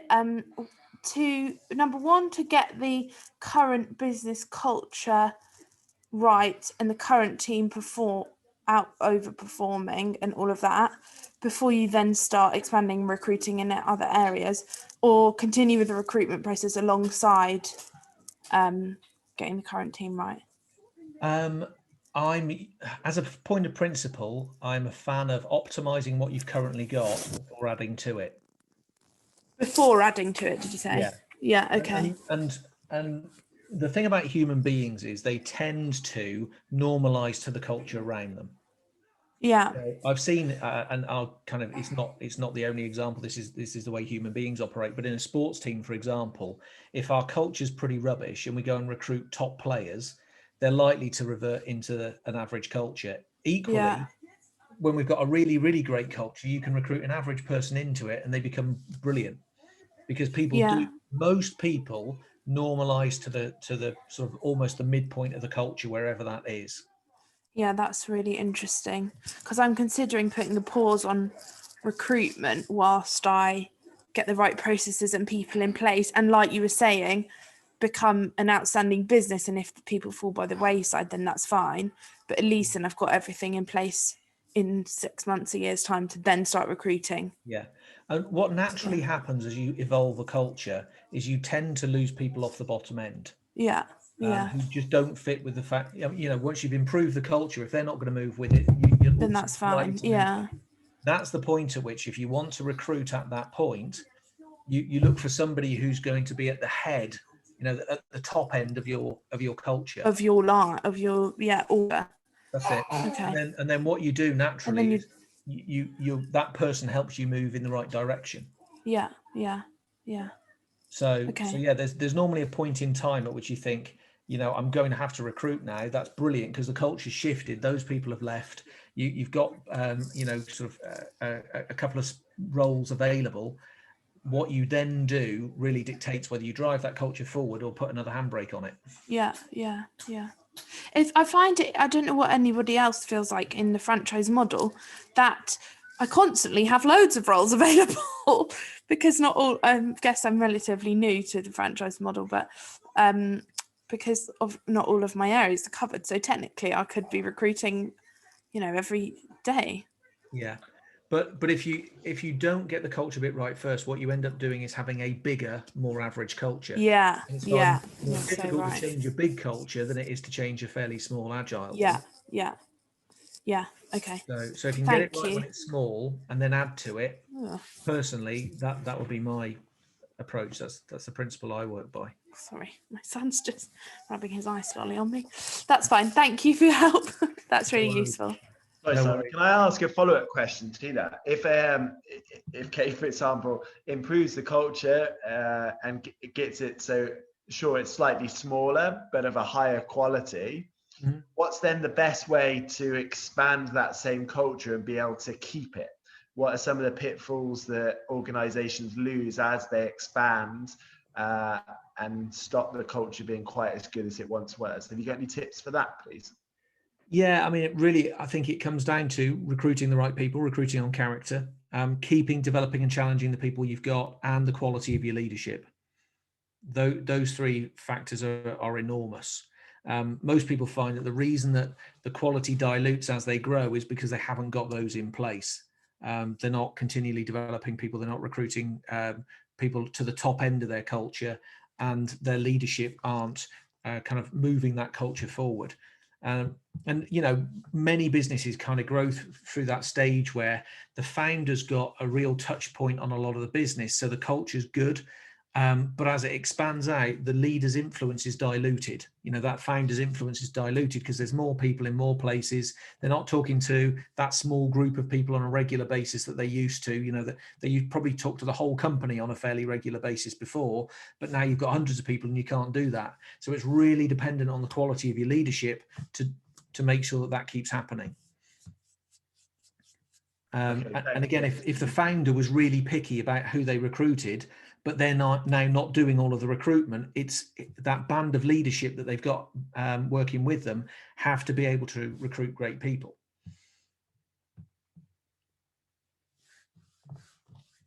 Okay, that's great. Thanks. No worries. So last question from me before we kind of open it up for any other questions and thoughts.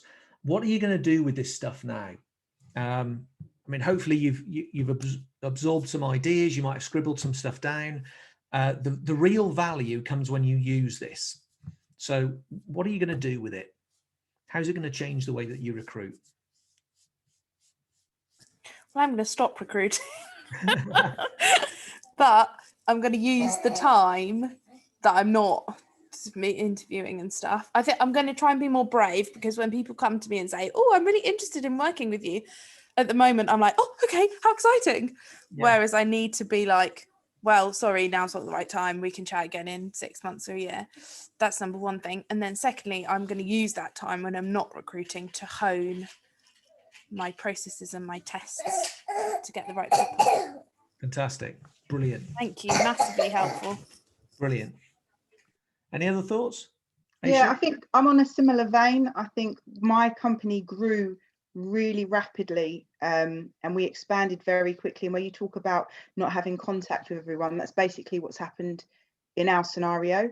And it's maybe just pausing for a second. I'm actually going to go back to everybody that's in a leadership role for me at the moment and go through what we've just discussed, but also just assess what the temperature of the room is. If they're not still on board with an expanded version of what they originally signed up for, that's fine, but they need to acknowledge that, and I need to acknowledge that, and we need to make some changes, whether that be they remain but in a different role, so that they're not leading people down a different path. Because I know for me, some of the feedback previously has been, when we started, we were tiny and it's not the same anymore.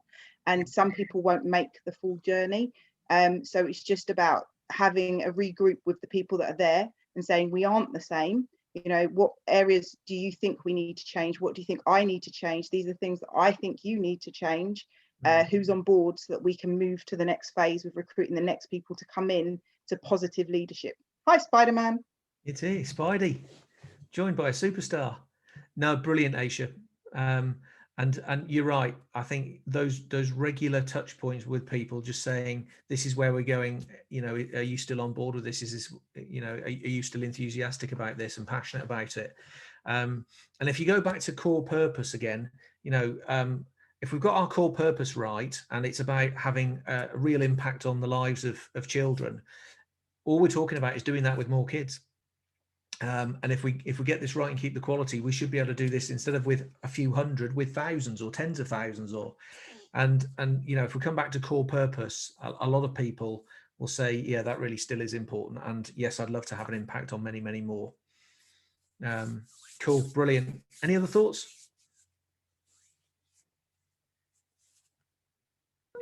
I have another question. That's really, really. Oh, you go, Sarah. Go on, Sarah. Sorry. Come back to you, Katie. Shall I go? Yeah. Yes, absolutely. Yeah, it's just really, really useful. Thank you for your time. I really appreciate the reflection time, actually. It's really useful to take time out of the business to reflect on what we're doing. But for me, the standout message is about culture. Always prided myself on establishing a really good culture, looking at our USP of fun, etc. And why would I be recruiting someone average? That's a really strong message. So thanks for that. Welcome. Brave, make some brave decisions and say no. Fantastic. Yeah, thank you. Thanks, Mark, for organising as well. No problem at all. Brilliant. Kate, go on. You had another question? Oh yeah, thank you. I just wanted to ask your opinion on KPIs and how, in these unprecedented times, the teams aren't hitting their KPIs. How much leeway do I give them with that? Okay. Again, as a point of principle, I think if we understand that processes always precede outcomes, and that KPIs are just a sort of a mini outcome almost. If we go back to processes, we can ask, how good are the processes? The problem with most businesses and most managers is they're not looking at the processes, and they don't know how to differentiate good processes from average or below average. So I'll give you a live example of this. I was doing some work with the Football Association a few years ago, and the sort of participation end of football is run through county FAs. And we were talking about how you assess the processes rather than judge counties on the outcomes. We were talking about how, for example, how they grow the women's game, how they grow the disabled game, all of those sorts of things. And we were looking at two counties. They both had pretty much the same result. But I said, okay, let's look at what they did to get that result then. one of those counties actually geographically was in a position where they could kind of draw on the fact that they had a local professional team who were pretty successful. So there was a lot of stuff in their favour, but their result wasn't very good. And we looked at what they did. Essentially, they set up a tournament. They put a couple of posters out. They didn't get a very good response, and they said that nobody signed up for the tournament, and that's why the result wasn't very good. We looked at the other county who had a lot less going for them. They'd been out to schools, they'd been out to local clubs, they'd set up some tournaments, they'd done all sorts of brilliant things, but actually they still hadn't really got a great outcome yet. The thing is, you look at those two and you think, there's no wonder you didn't get an outcome. You haven't done anything. You look at the other one and you think, if you keep doing this stuff for long enough, I'm pretty sure the outcome's going to come, because that's really good stuff. And actually, what the FA did is they said, we could probably support you with some of this stuff, because if we got a couple of the England girls to come along to some of your women in football tournaments and stuff like that, that would probably help, because you'd be able to get the papers involved and whatever. That's worth supporting. So when you look at the processes, you can kind of see what you're looking for. If you only look at the KPI or the outcome, you might miss what's gone on below it. So my KPIs are, they're all measured on two KPIs. One is revenue and the other is new lead calls per week, which is low considering, but I would argue, maybe I might have got this wrong, that number is a process number, not an outcome, because if realistically if they're making 5 proactive calls a week, eventually they're going to gain some revenue. Yes, right? So that's part of it. Again, when I'm talking to sales teams, usually the number of calls you make is part of that. The quality that you make is another part. Making sure you speak to the right people, for example, making sure you're having high quality conversations, you're asking the right questions, all of those sorts of things. They're part of really good processes. So we can measure the number that you've made, and that's fine, but it doesn't give us the whole picture. The whole picture. The process. No. Gives us part of the picture. So if you've made 100 absolutely garbage calls to the wrong people, get anywhere. Yeah. Don't matter. You're no closer to getting your revenue target because you're speaking to the wrong people and you're not talking about good stuff. Yeah. Okay. So, but that's hard to measure, isn't it? Not all of it's measurable, but it is about assessing the process. Okay. Being able to say, how good are those processes? Yeah. And how could we improve them? Yeah. Okay. Thank you. No worries. Cool.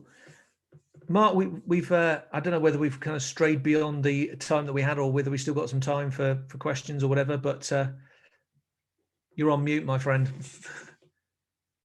I need to get one of those T-shirts that says you're on mute, don't I? Yeah. I'm only 10, 11 months in. I still haven't worked out how to unmute myself. So it's your time really, Simon. Just, if anyone else has got any more questions, if they want to ask them now, they want to ask them afterwards. Yeah.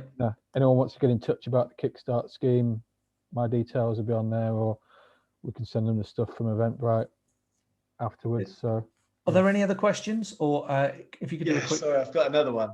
Yeah.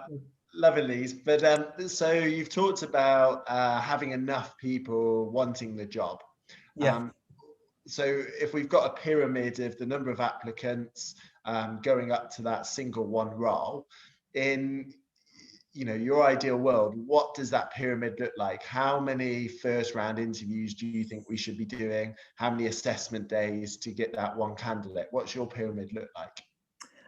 So there is again a quality and quantity issue here. I think if you've got a dozen applicants and 3 or 4 really good applicants, and you can only give the job to one person, you're probably not going to go far wrong. When I was I was a governor at the kids' school a few years ago, and when I came onto the board of governors, we had a real issue with recruitment, and I can remember talking to the head teacher, and she said, "Well, the problem is we don't get very good applicants, and we've got a classroom full of kids who need a teacher, so we end up picking someone, and we end up getting kind of best of a bad bunch." So we had to flip that on its head and get the magnet for talent bit right, so that really good teachers wanted to apply to this little village school. And when we did it, we started to notice that instead of essentially getting a handful of applicants who by default all got shortlisted, and we had to pick one. We had a dozen to 15 applicants, and we were going to shortlist 4 or 5. They were all good, and when we got there, we were pretty much picking. We had 3 or 4 people who could have done the job brilliantly, and we had to pick the best one. And that's the dynamic shift that we wanted to create. You know, I'm always a believer that there ought to be 2 or 3 minimum people who could do the job brilliantly. We're just going to pick the best one. So that's the kind of shift that we're looking to make. So to be able to do that, in effect, you're saying the job advert was the key, right? It's not just the advert. So because lots of teaching's a fairly small world, especially in a county, and especially if it's primary schools of a certain size. What we had to do for a couple of years is get to a point where the word on the street was, this is a great little school. If there's ever a job there, you need to apply for it. And we did that through, everyone who visited that school needed to go away with a positive experience, whether they were a teacher coming in for a meeting, or they were an educational advisor, or the Ofsted crew, whoever it was. Everybody who came into the school left saying, that's a brilliant school. If there's ever a job there, apply for it. It's a brilliant place. And that's how we flipped. Yeah, we changed the adverts and bits and pieces as well, but it was that really that turned the tide for us. Right, I see. Okay, the quality of the organization, and then as a result of that, you're able to then attract them through, and the job advert is more part. Yeah, that makes much more sense. And it's part of the quirks of how teaching and teachers operate and how the educational system operates, because we knew that if we put out a great advert, but the word on the street was you don't want to work there, then it doesn't matter how good the advert is. Honestly, people still aren't going to apply. So yeah, it's kind of understanding what gives you that magnetism, and that's what we had to do to create the magnetism within that school. Brilliant. And then I just had a question for Mark. I think I popped it in the room. Is how much when we're looking at the Kickstart scheme? So my understanding is that they've got to be up to the age of 24, and it needs to be 25 hours a week of work, and they need to be on universal credit. Within the job advert, how many of those aspects can we admit that we're looking for? Or is it a case of we're recruiting for the best candidate, and if they happen to be of those 3 requirements, then we can then put them onto the Kickstart scheme to get the government funding?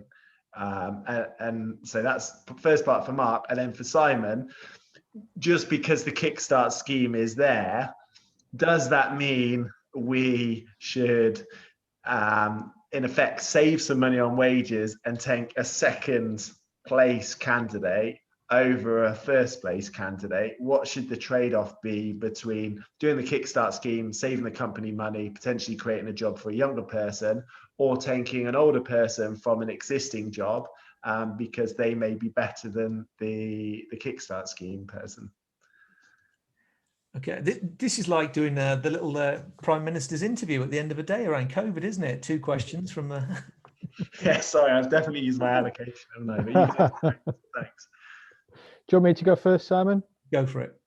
So in terms of the advert, just as long as you're not breaching HR regulations, i.e. discriminate, because you can discriminate in an advert, you can put pretty much what you want in there. If you look at Google adverts or so on and so forth, sometimes they're a complex algorithm that people have to solve a question, and only then can you get through to the recruitment stage. So as long as you're not discriminating and not breaking any HR regulations, you can be quirky, you can be different.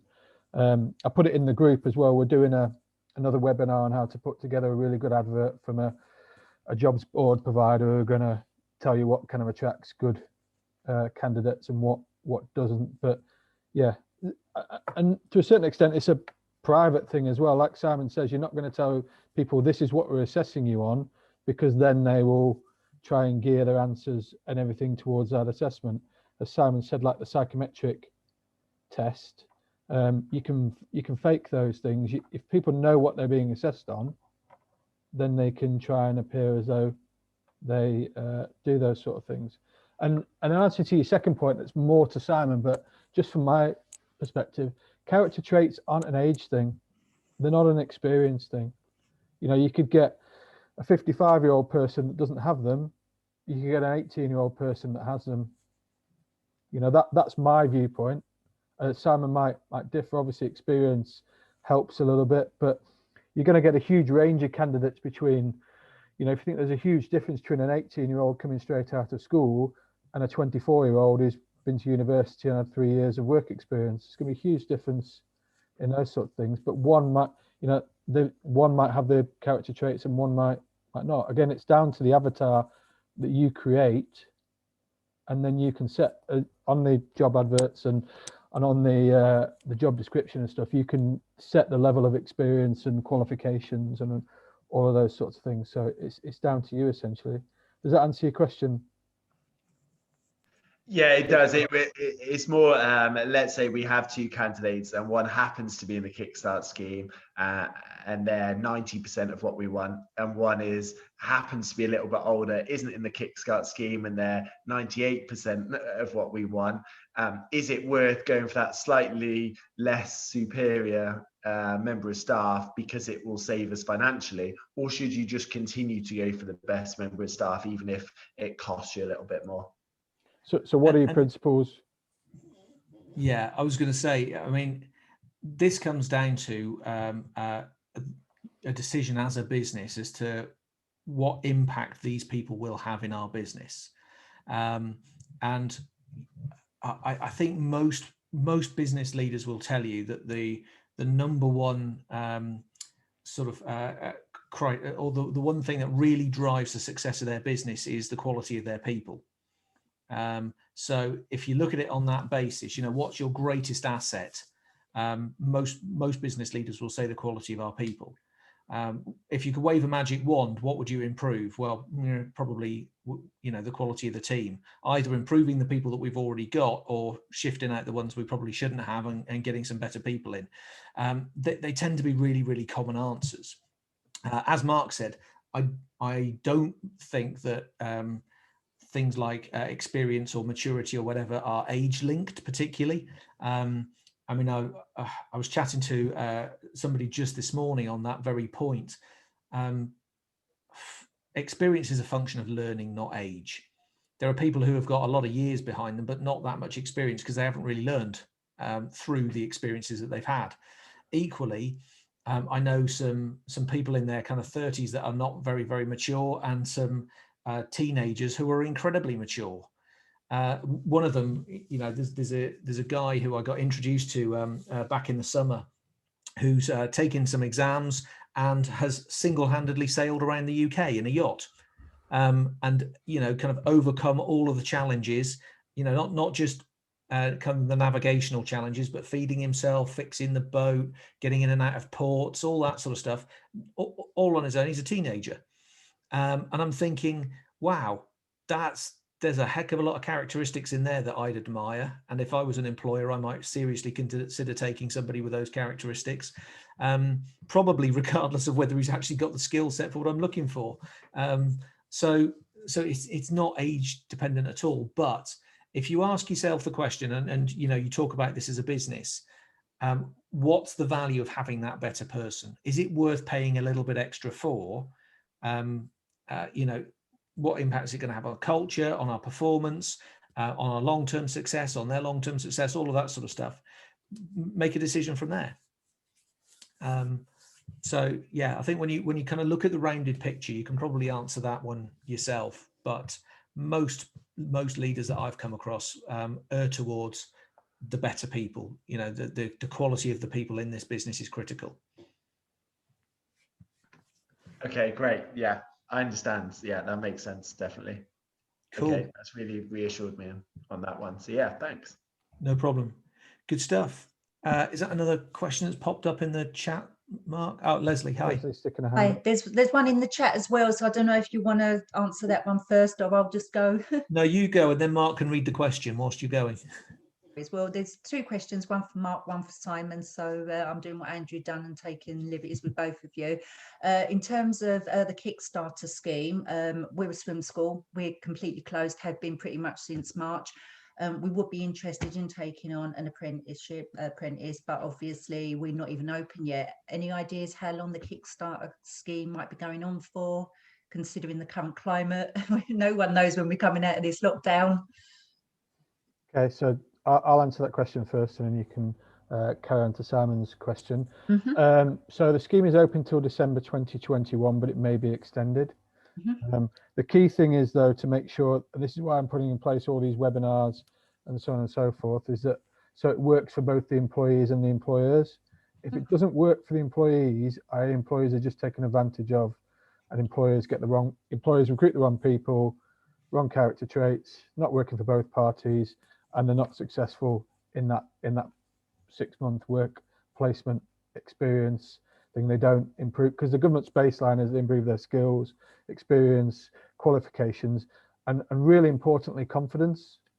Because if you think, you know, you're young and you've been coming to the coming to the jobs market at a terrible time, then your confidence can get hit. A lot of people build their psyche around being busy, and if you're not busy, you know, you think it's great being able to watch Supermarket Sweep or Jamie Carl or whatever's on TV during the day nowadays. I'm not a student anymore, so I couldn't tell you, but you know, but actually your psyche is built around being busy for a lot of people. So it's open for a period of time. The timescales to get approved are about 8 to 12 weeks with the DWP anyway. So if you put an expression of interest in now, it might be the other side of lockdown. Even if you're approved pre-opening, you can set the dates at which you're recruiting these sorts of people by on the form. You can put, you know, last interview might be the end of May or whatever, and then, you know, say for example you got approved and then it was too early for you, you would just put the process back with the job centre, because you're not going to recruit anyone while the pools are all closed. There's only so much swimming you can do on dry land, isn't there? There you go, exactly. Fantastic. So yeah, I mean, we're looking for someone in the office, not just to sort of train up as a swimming teacher. So it would be an administration role as well as, you know, supporting the teachers, etc. But yeah, but no, thank you for that. Yeah. Okay. Yeah. So send me some information if you want, or just get in touch if you want some more information about it. Or will do. Okay. In terms of Simon, this is a bit of a personal question, so I won't take up too long, but if you can give me some hints and tips maybe after, if you've got time after the webinar. But I'm going to the North Pole in 2022, an expedition, a group of women all from different parts of the country, and we're being led by Anne Daniels, who you might know. I do. And Caroline Hamilton as well. Wow. So yes, so we're working with Anne quite a lot, and but it's our trip, not Anne's trip. So she's the expedition leader, and obviously she's guiding us quite a lot and giving us a lot of information, because as you know, it's nearly £50,000 each to be able to go. So we're doing the trip for charity, but before we can even raise money for charity, we need to find corporate sponsorship. So we're all normal sort of women, and, you know, not necessarily in that kind of corporate environment. And I just wondered if you had any sort of, if we could have a short conversation and kind of, if I can tell you what we're sort of doing, and maybe you could say, well, maybe you could try this, if you're willing to do so. Yeah, absolutely. I mean, Anne will already have tons of ideas, I'm sure. I mean, she's been down that path a lot, and faced, you know, not just the polar challenges, but the financial and logistical challenges as well. So, I mean, the first thought that came into my head is, I need to introduce you to Anne, but but yeah, by all means, just drop me a line, connect up and drop me a line. Yeah. Thank you. Any other challenges? Conversations or questions in the chat, Mark? Yeah, so Mumtaz has just put I don't know if it's a question or a point, but just she said, thank you, Mark and Simon, informative session. As a club business, we recruit students who have trained with the club for their black belt, which normally takes 4 years, which gives us plenty of time to coach and ensure future coaches possess the right quality. So obviously she runs a martial arts club, and martial arts is brilliant for this sort of stuff, because it actually, I don't know whether Mumtaz's club describes it as, but they call it a leadership development program. So I know, you know, in some cases they actually charge for the service. They charge you to train you to become their their instructors and volunteer, which is genius in some respects. Because the stuff that they teach, I completely agree. We spent 4 years getting this black belt and training with them. Not only have you assessed and tested those character traits, you probably helped form them. Completely. Yeah, it's brilliant. Any other questions in there? No, I don't think so. Just everyone saying thanks and so on and so forth. In that case, thank you very much from me. I'll hand back over to you, Mark, and sweep up. Do you want me to stop the share or? No, just go back to the books. I'll plug your books for you. Oh, come on then. For those who haven't read Simon's books, they are we've all got a bit more time at the moment, so they're well worth it. I've known Simon, so I've been fortunate that he kind of drills this stuff into my head every time I have a coffee with him. But some of those principles are really, really important. If you start with anyone, start with 2 lengths of the pool, because that's a great example of the principles. And now Chris, who's been one of my clients, he's now built a successful swimming business, probably one of the fastest growing on a local area that I've ever worked with. He got to about 1,000 kids in 3 years, which is pretty quick, using the principles that Simon worked with him. So get on Amazon or get on Simon's website and get those books, because they'll be really, really useful to you. And just flick the slide forward one more, Simon. Thanks. Yeah, so anyone that wants any further information on the Kickstart scheme, franchising, those sorts of things, feel free to get in touch afterwards. We'll send you the recording of it, and Simon, we'll be able to send us the slides as well, and we can send. Yeah, I'll PDF the slides for you. Yeah, those on. Yeah, so just feel free to get in touch. We're organising future webinars as well, so stay in touch for that sort of stuff. And if you want more information on the Kickstart scheme, then it genuinely is a really good scheme when you do it right with both parties. You recruit the right people, recruit that rough diamond that you can polish up and that has the right character traits that you've followed all Simon's principles for, then you'll make a much better process of it all. You'll get a much better outcome from the end of it. And that's what we did. That's why it worked so successfully for us. We selected mostly the right people, trained them really well, and lots of those people are still in the industry or are contributing positively to society. So thanks again to Simon for all your genius that you pass on to us all. Much appreciated. Thanks to everyone for joining us, and tune into future ones, and hopefully they was beneficial. Thanks a lot. Take care all. Thank you. Have a great day. Bye-bye. Thank you.